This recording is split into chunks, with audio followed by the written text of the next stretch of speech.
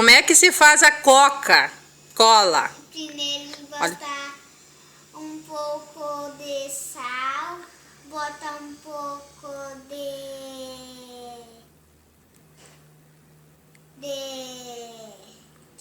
cerveja preta e daí mistura, vai misturando e daí vai misturando mais, daí Olha pra cá.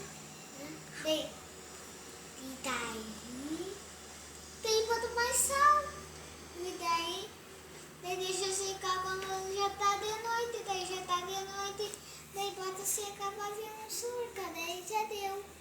Daí tá pronta a Coca-Cola? Daí Mistura com a cerveja preta, com açúcar. e daí já tá pronto. E daí? Daí já pode tomar Coca-Cola? Sim. Tu gosta de Coca-Cola? Eu não, pra mim não é forte, é sério. É sério! É, mas eu gosto de Coca-Cola, tá bom. Pro Cauã é forte? Aham. Chega aqui, dá um forte no dente. Ali tá fazendo som. Agora, quem vai escrever um... Ah,